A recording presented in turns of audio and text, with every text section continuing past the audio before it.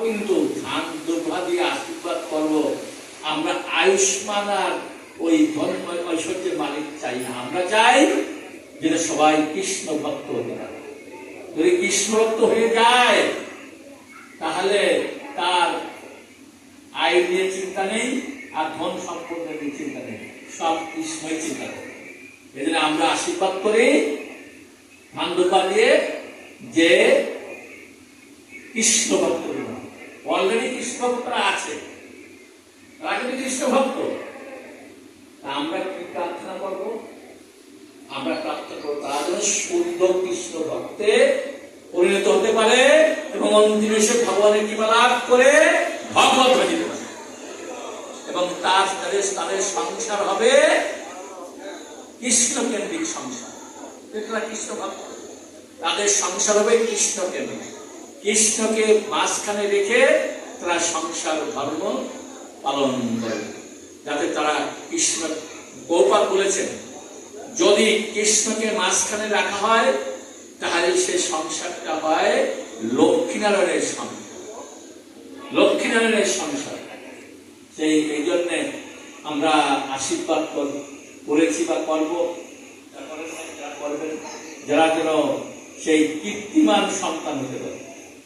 তারা যে কীর্তি রেখে যাবে, তার পৃথিবী যতদিন থাকবে ততদিন তাদের কীর্তি সবাই গুণকীর্তন করে।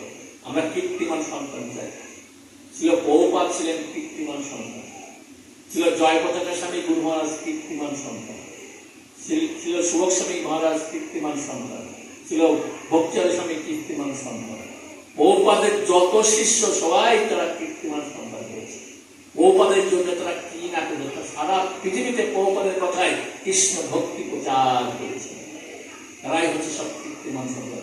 এমন কীর্তি রেখে গেছেন, সে কীর্তি পৃথিবী যতদিন থাকবে সবাই তার কীর্তি অনুসরণ গুণকীর্তন করবে। তাই আমরা চাই আমাদের সব সন্তানগুলো কীর্তিমান সন্তান হয়। আর এখন অনেকে বলছে প্রভু যারা সন্তান হবে তারা নাই কীর্তিমান হবে, যারা হয়ে গেছে তাদের কি হবে? যারা হয়ে গেছে আমি তো বলি তাদের জন্য ভগবানের কাছে প্রার্থনা করতে, তারাও যেন কীর্তিমান হতে পারে। যারা হয়ে গেছে, সন্তান জন্ম হয়ে গেছে, তাহলে আর কি করা যাবে? তাহলে ভগবানকে প্রার্থনা করতে হবে, তাদেরকে শিক্ষা দিতে হবে, তারাও কীর্তিমান হবে। হরে কৃষ্ণ কৃষ্ণ কৃষ্ণ হরে হরে, হরে রাম রাম রাম হরে। এখন আমার কথা হবে সেটা যারা সন্তান হবে, আমরা যাদেরকে সন্তান এখন যেমন আজকে আমরা আশীর্বাদ করলাম, এদের জন্য প্রার্থনা করতে হবে, এদের গর্বে যেন সেই কৃষ্ণ ভক্ত সন্তান আসে। কিন্তু সেটা তো যাদের আমরা আশীর্বাদ করবো তাদেরও তো সাধনা লাগবে। অনেক সময় আমরা দেখি না যে একজন ভক্তের গর্ভেও আসরিক সন্তান জন্ম হয়, আবার দেখা যায় একজন অসুরের গর্ভ কৃষ্ণ ভক্ত বা ভগবানের ভক্ত সন্তান হয়। তাহলে এটা কি করে সম্ভব? তার উদাহরণ আমি দিই, হিরণ্যকশিপু। ওর মতো অসুর আর কেউ ছিল না। সমস্ত দেবতারা স্বর্গ থেকে পালিয়ে গেছিল এবং সমস্ত দেবতাদের উনি চাকর হিসেবে খাটিয়েছিলেন। কত বড় শক্তিশালী ছিল! একমাত্র ব্রহ্মা, বিষ্ণু আর মহেশ্বর, এই তিনজনকে ছাড়া কাউকে সে পাত্তা দিল। ভগবান বিষ্ণুকে মারার জন্য চলে গেছিল বৈকুণ্ঠে। ভগবান বিষ্ণুকে খোঁজ করে পায় না। যখন রাগ করেছে, তুমি পাইছিলে, ভগবান তো মানত, ভগবান মানত না, বিষ্ণু বিষ্ণু ভগবান বলতো আমি তো, আমাকে তুমি দেখতে পাবে কেন, আমি তোমার হৃদয়ে ছিলাম, তা দেখবে কি? এটা বলেছে ভগবান বিষ্ণু। এখন কেন অসুরের গর্ভে, কেন অসুরের ঔরসে, গর্ভে না ঔরসে প্রহ্লাদ মহারাজ কৃষ্ণ ভক্ত বলেন কি করে? অসুরদের সে তো চাকর হিসেবে, মানে দেবতাদের সে চাকর হিসেবে খাটাচ্ছে, এরপরও তার শান্তি নেই, আরো শাস্তির দেবতা। এমনকি ভগবান বিষ্ণুকে মারতে হবে, ভগবান না, ও ভগবান হতো না, বিষ্ণুকে মানত। বিষ্ণু আমার শত্রু, তার কারণ তার ভাইকে মেরে ফেলেছিল, এই ব্যাপারটা। এই জন্য ব্রহ্মার কাছে তপস্যা করছিল, এমন তপস্যা শুরু করেছিল, দেবতারা ভাবলেন এখনই এই অবস্থা যদি সিদ্ধি লাভ করে সাধনায়, তাহলে তো আমাদের আর স্বর্গে যাওয়া হবে না। তখন দেবতারা সবাই মিলে মিটিং করেছে যে কি করা যাবে, তপস্যা কি করে ভাঙা যায়। তখন তপস্যা কি করে ভাঙা যায়, এই জন্য মিটিং এ বসে নারদ মুনিকে দায়িত্ব দেয়, নারদ তুমি তো সব জায়গায় যেতে পারো, তুমিও তপস্যা ভাঙো।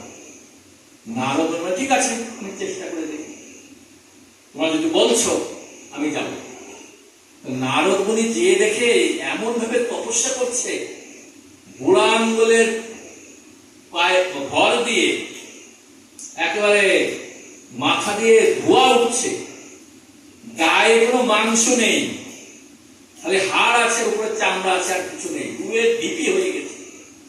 শুধু বলছেন, আপনারা আমার সাথে বলবেন অং বিষ্ণু না অং ব্রহ্মায় নমঃ, অং ব্রহ্মায় নমঃ, অং ব্রহ্মায় নমঃ। ব্রহ্মা ধ্যান করছেন, ব্রহ্মাকে ডেকে এনে ধ্যানে সন্তুষ্ট করে তার কাছ থেকে বর নেবে, ব্রহ্মা ধ্যান করছে। আর নারদ মুনি দেখো কিভাবে ধ্যান ভঙ্গ করা যায়। নারদ মুনি তো কম না, উনি কি করলেন, একটা ছোট পাখির রূপ ধারণ করলেন। পাখির রূপ ধারণ করে ওর কানের ঘেরে যে বলছেন, আপনারা আমার সঙ্গে বলবেন অং বিষ্ণুভায় নমঃ, অং বিষ্ণুভায় নমঃ, অং বিষ্ণুভায় নমঃ।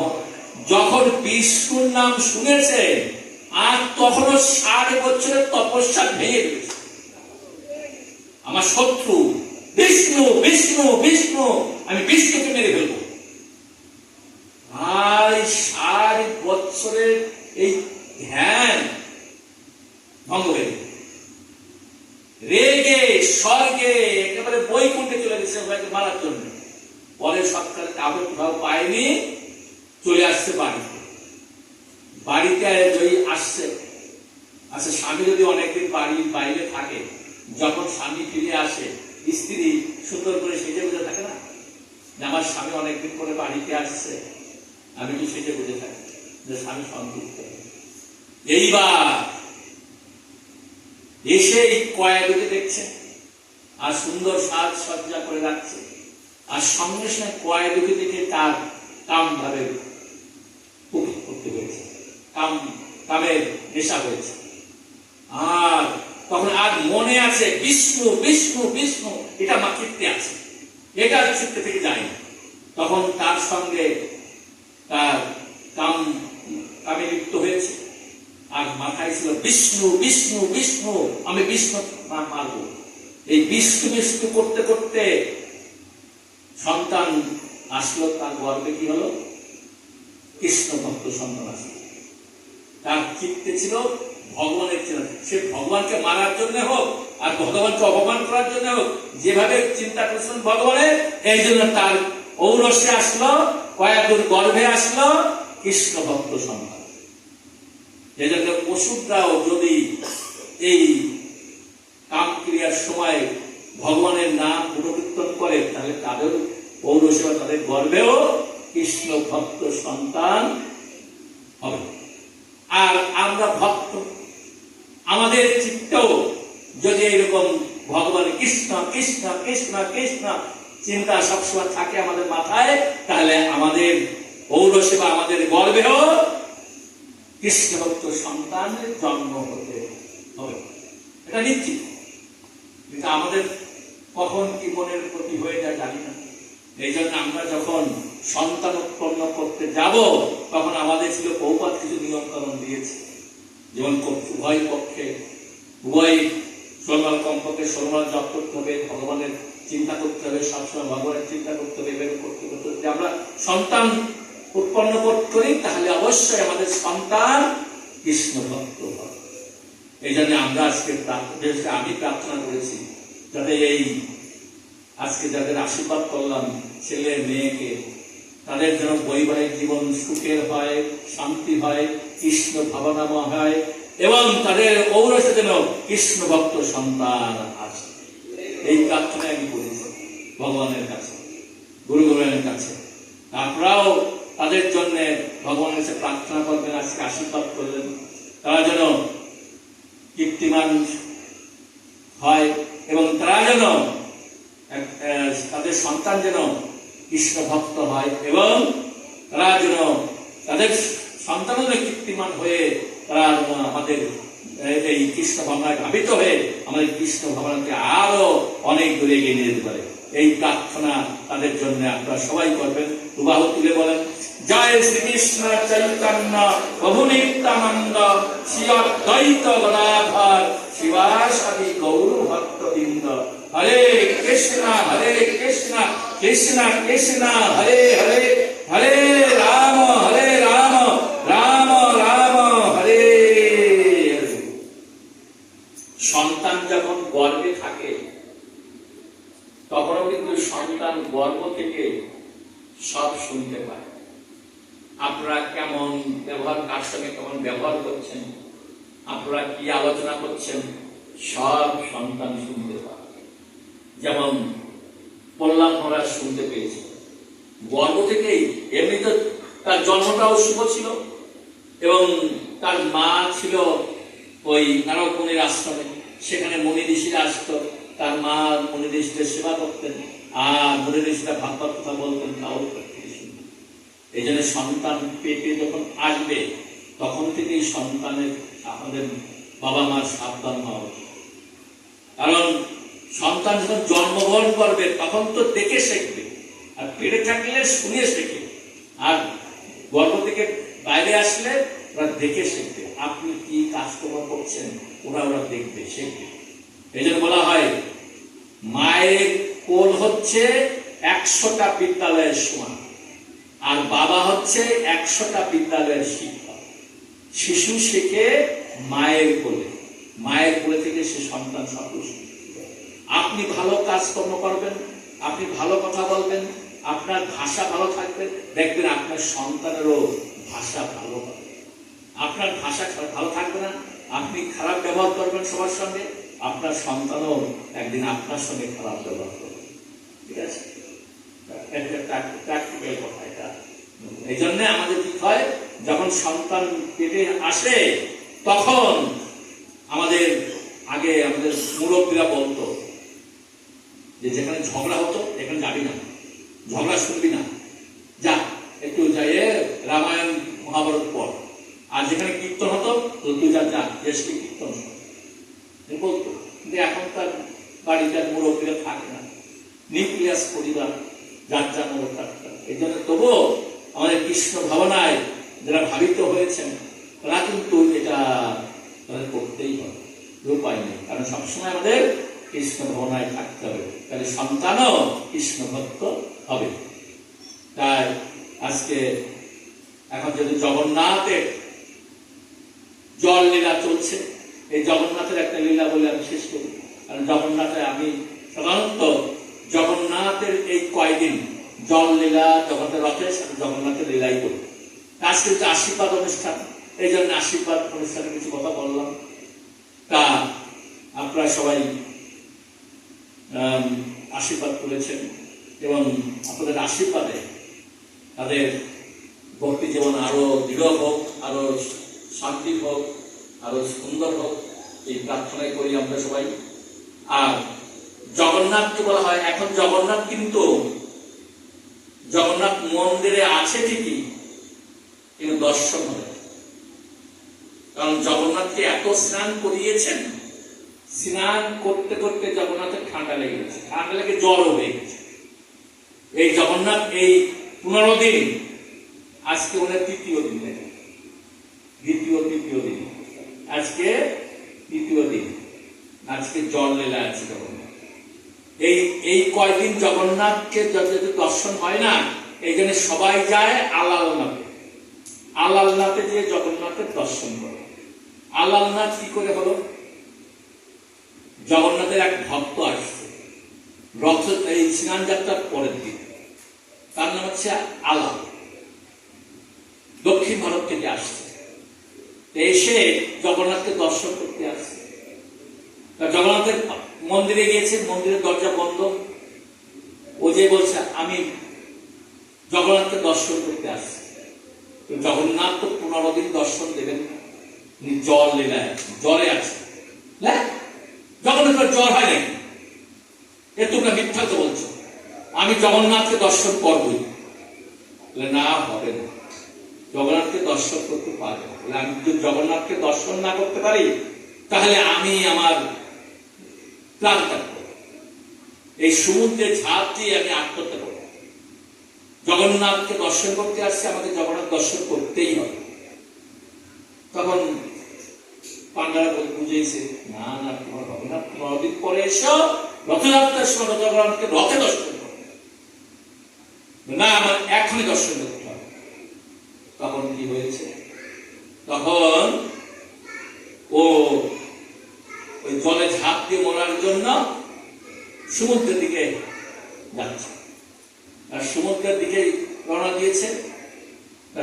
জগন্নাথ একজন পান্ডাকে পাঠিয়েছেন, ব্রাহ্মণকে পাঠিয়েছে, ব্রাহ্মণ পান্ডাকে পাঠিয়েছে, তুমি ওকে বোঝাও যে আমার জ্বর হয়েছে, আমি 15 দিন দর্শন না, 15 দিন অপেক্ষা করো, তারপরে আমি দর্শন করব। ওর মানেই না, আমি জগন্নাথকে এখনই যদি দর্শন না করতে পারি আমি আত্মহত্যা করব। পরে জগন্নাথ কি করছে, একটা হনুমানকে পাঠিয়েছে। কারণ পুরীধামে জগন্নাথকে পাহারা দিচ্ছে হনুমান, অনেক হনুমান আছে, 10 হনুমান আছে। বেড়ি হনুমান, কান পাতা হনুমান, তারপরে আর এক হনুমান আছে বর্গীয় হনুমান। খুব সব হনুমানের একটা সুন্দর সুন্দর দেখা আছে। এখন হনুমানকে পাঠিয়েছে, হনুমান যাচ্ছে, যে ওর পিঠে হাত দিয়েছে, হে ব্রাহ্মণ, তুমি আত্মহত্যা করো।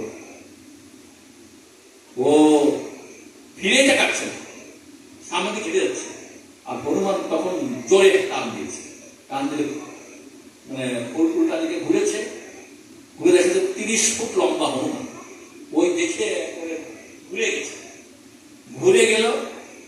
আর এখন ঘুরে যাই গিয়েছে, হনুমান বলছে, তুমি জগন্নাথ তোমাকে পাঠিয়েছে, তুমি আত্মহত্যা করো না, 15 দিন অপেক্ষা করো, তারপর তুমি দেখতে পাবে। না, আমি আত্মহত্যা করবো। এখন তো ঘুরে গেছে, সমুদ্রের দিকে আর যাচ্ছে না, উল্টা দিকে যাচ্ছে। সারাদিন হেঁটেছে, সমুদ্র আর পাচ্ছে না। সমুদ্র কোথায় গেল, পাই না, হাঁটছে তো হাঁটছে, হাঁটছে তো হাঁটছে। আর এমন সময় আমি সমুদ্রও পাচ্ছি না, আমি মরতেও পারছি না। জগন্নাথ, তুমি আমাকে নিয়ে যাও, আমি আর সহ্য করতে পারছি না, তোমার বিরহ আর সহ্য করতে পারছি না। সঙ্গে সঙ্গে তার পা ফুসকা পড়ে গেছে, আর হাঁটতে পারছে না। আর ভক্তের কষ্ট দেখে জগন্নাথ সেখানে সে আবির্ভাব হয়েছে। একবার ওই জগন্নাথের রূপে না, নারায়ণ রূপে, অষ্টভুজ, শঙ্খ চক্র কলা পদ্ম রূপে আবির্ভূত হয়েছে। দেখ, তুই আমার প্রিয় ভক্ত, তুই আমাকে দর্শন করতে চেয়েছিস, কিন্তু আমি এই রূপে পুনর্দিনে দর্শন দেব না। আমি দেব এই যে এখন যে রূপ, এই রূপে। আমি এই নারায়ণ রূপ দর্শন করছিস, এটাই আমার আরেকটা রূপ। আর 15 দিন পরে তুই আমাকে দর্শন করতে পারবি। আর তখন ওই ভক্তরা একবারে এই ভগবান বিষ্ণুকে দেখে একবার প্রণাম করেছেন ভগবান। আর বল, তুই আমার সেবা পূজা করবি, এখানে তুই থাক, এখানে থাকে তুই আমার সেবা পূজা করবি। আর আশেপাশের ভক্তরা দেখলো এই মাটির উপরে এই সুন্দর বিষ্ণু মূর্তি। আর তখন ওর কাছে সব শুনলো, ওর কাছে শুনে বলে, ঠিক আছে, তুমি এখানে থেকে এই বিগ্রহ সেবা পূজা করো, আমরা সবাই তোমাকে সহযোগিতা করবো। যেহেতু তার নাম ছিল আলাল, এই জন্য বলা হয় আলাল নাথ, আলালের নাথ বা অলাল নাথও বলে। তা ওখানে এই চৈতন্য মহাপ্রভু এই 15 দিন ওখানে থাকে, ওখানে থেকে উনি ভগবানের আরাধনা করেন। তাই সেই আলাল নাথ আপনার পুরীধামে গেলে সে আলাল নাথকে দর্শন করে। এই জগন্নাথকে দর্শন করা আর আলাল নাথকে দর্শন করা একই ফল লাভ করে। আর জগন্নাথ হচ্ছে পতিত পাবন জগন্নাথ। জগন্নাথ পতিতদেরকে রক্ষা করেন, এই জন্য ওনার নাম হলো পতিত পাবন জগন্নাথ। আপনার মন্দিরের গেটের সামনে দেখবেন জগন্নাথের একটা সুন্দর ছবি আছে। এই ছবিকে বলা হয় পতিত পাবন জগন্নাথ। জগন্নাথ, এই যারা জগন্নাথের প্রিয় ভক্ত, এই জগন্নাথ তাদের সঙ্গে কথাও বলে। এমন উদাহরণ আছে। এমন উদাহরণ হচ্ছে রাজা রামচন্দ্র দেব। রাজা রামচন্দ্র দেব যখন মুসলমান হয়ে যায়, কারণ এই সুন্দর লীলা আপনার জানি না, 2:30 বেজে গেছে, প্রসাদ পাবেন। আমি 10 মিনিট বিশেষ করে এই লীলাটা প্রতিক্রমণ জগন্নাথের আমি শান্তিতে পড়েছি। রামচন্দ্র দেব নামে এক রাজা ছিল, উড়িষ্যার রাজা। তখন উড়িষ্যাকে বলা হতো উৎপল, নবাবের মোগল আমলে। তখন কয়েকটা রাজ্যে ওই নবাব এক সুবেদার নিযুক্ত করেছিল। তাও ওইখানে কয়েকটা রাজ্যের একটা সুবেদার ছিল, তার নাম ছিল টাকি খান। টাকি খান এত খারাপ ছিল সুবেদার, সে হিন্দু মন্দির ভাঙত, হিন্দু মন্দিরের সম্পদ লুণ্ঠন করত এবং পূজারীদের মেরে ফেলত এবং মন্দিরের বিগ্রহকে নষ্ট করত। তা এই টাকি খান একবার আসলেন, যে এসে রামচন্দ্রকে বললেন, আমি তোমার সঙ্গে যুদ্ধ করব, যুদ্ধ করে যদি আমি জিততে পারি তাহলে তোমাকে আমি হত্যা করব, তোমার এই পুরী মন্দির আমি ভাঙবো, পুরী মন্দিরের সমস্ত সম্পদ লুণ্ঠন করবো, পুরী মন্দিরে যারা সেবক আছে তাদেরকে মেরে দেব। তখন রাজা রামচন্দ্র দেব জগন্নাথ বললেন, জগন্নাথ, আমি জীবিত থাকতে তোমাকে এই টাকি খান নষ্ট করবে, তোমাকে অপমান করবে, তোমার সেবকদের মারবে, এটা আমি সহ্য করতে পারবো। জগন্নাথ, তুমি আমাকে কৃপা করো, আমি কি করতে পারবো, তুমি আমাকে কৃপা করো। তখন 2-1 দিন পরেই টাকি খান আসছে, এসে যুদ্ধ করেছে। তার তো পেশ্যত্ব অনেক বেশি ছিল। রামচন্দ্রদেব মুহূর্তের মধ্যেই পরাজিত হয়ে গেছে। রামচন্দ্রদেবকে বন্দী করে নিয়ে চলে গেছে কোথায়? তার রাজধানী নিয়ে যেয়ে তাকে আটকে রাখছে। 3 দিন পরে আমি আসবো, তোমাকে আমি হত্যা করব, তোমাকে আমি হত্যা করব। তখন রামচন্দ্রদেব শুধু বলছেন যে, জগন্নাথ, আমার তো কিছু করার নেই, এখন আমি বন্দী, যারা তুমি করো। তখন বন্দী অবস্থায় আছেন, এমন সময় ওই টাকিখানে বোন ছিল রিজিয়া, সে ওই কারাগার পরিদর্শন করতে আসছে। তাকে একটা হ্যান্ডসাম একটা ছেলে একেবারে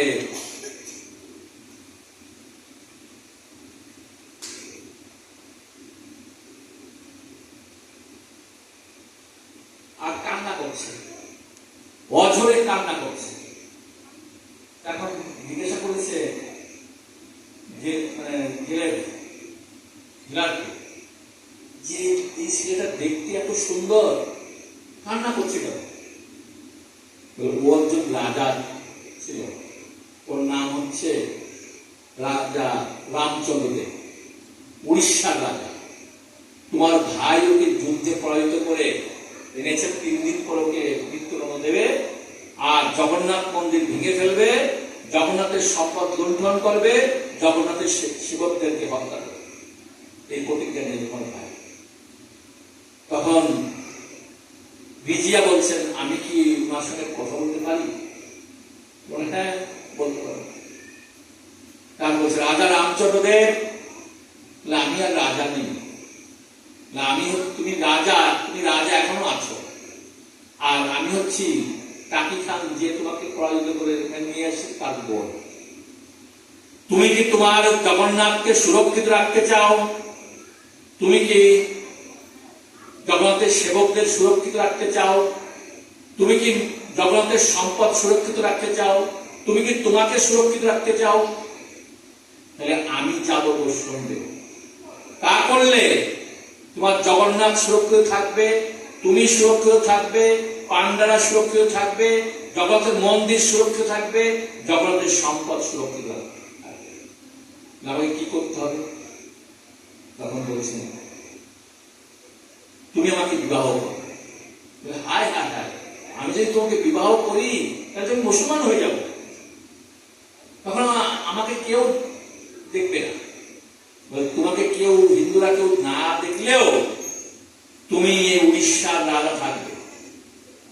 এবং আমার দাদা কাছে যদি আমি বলি আমি রামচন্দ্রকে বিবাহ করব, তখন সে এত খুশি হবে, তখন আমার সঙ্গে তোমার বিবাহ দিয়ে আর তোমাকে এই রাজ্যে রাজা করে পাঠাবে, এবং তোমার মন্দির আর সে ভাঙতে যাবে না, তোমার সম্পদ লুণ্ঠন করবে না, তোমাকে আরো অর্থ দিয়ে সহায়তা করবে, কারণ তুমি হবা আমার দাদার ভবিষ্যৎ। আমার দাদা আমাকে খুব ভালোবাসে, আমি জীবনে বিয়ে করতে চাইনি, তোমার সঙ্গে আমি বিবাহ বন্ধনে আবদ্ধ হতে চাই। তুমি মনে করো না তোমার সঙ্গে আমি সারা জীবন থাকবো, এটা মনে করো না। তুমি যদি চাও তাহলে হতে হবে, কিন্তু না চাও তাহলে হবে। আমি কথা দিচ্ছি, আমার বিবাহের পরে তুমি যদি আমাকে স্পর্শ নাও করো তাহলে আমি কিছু বলবো না। তুমি আমাকে স্ত্রীর মর্যাদা না দিলে আমি কিছু বলবো না, কারণ আমি চাই জগন্নাথকে সুরক্ষিত রাখতে, জগন্নাথের ভক্তদের সুরক্ষিত রাখতে, তোমাকে সুরক্ষিত রাখতে, এবং তোমার জগন্নাথের সম্পদ সুরক্ষিত রাখতে। তুমি যদি একলা মুসলমান হয়ে যাও সব সুরক্ষিত থাকবে, তুমি চিন্তা করে রাখবে। তখন চলে গেলেন, আর ভিজিয়ে যে দাদাকে বলছে, দাদা আমি রামচন্দ্রকে বিবাহ করবো। আর সঙ্গে এত খুশি হয়েছে, দৌড়ে আসছে কারাগারে। রামচন্দ্রের তোমার সৌভাগ্য, আমার বোন তোমাদের বিবাহ করতে চাইনি, কিন্তু আজকে তোমার সঙ্গে আমার বোন বিবাহ বন্ধন আবদ্ধ চায়। তোমাকে আমি মারবো না, তোমাকে আমি সম্পদ রাজা করে দেবো, তোমাকে সব সম্পদ ফিরিয়ে দেবো, তুমি চিন্তা করো।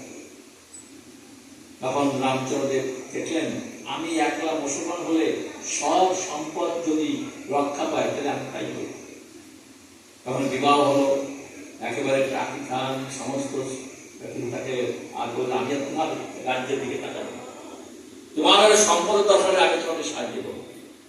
আর রিজিয়া ওই গেট পর্যন্ত এসেছিল, তারপরে আসেনি। রামচন্দ্রের ঘোড়া চালিয়ে একেবারে চলে আসছে রাজধানীতে উড়িষ্যা। এসে দেখে তার আত্মীয় স্বজন, স্ত্রী, পুত্র যা ছিল সব চলে গেছে, কারণ মুসলমান হয়ে গেছে, চারিদিকে খবর হয়ে গেছে মুসলমান হয়ে গেছে। ও চিন্তা করছে সবাই চলে গেছে, তাই মন্দিরে যখন গিয়েছে, মন্দিরে পান্ডা তাকে দূর দূর করে তাড়িয়ে দিচ্ছে, এখানে ঢুকলে পা ভেঙে দেবো, তুমি আর এখানে ঢুকবে। রামচন্দ্র প্রতিশোধ নিতে পারতেন, কারণ উনি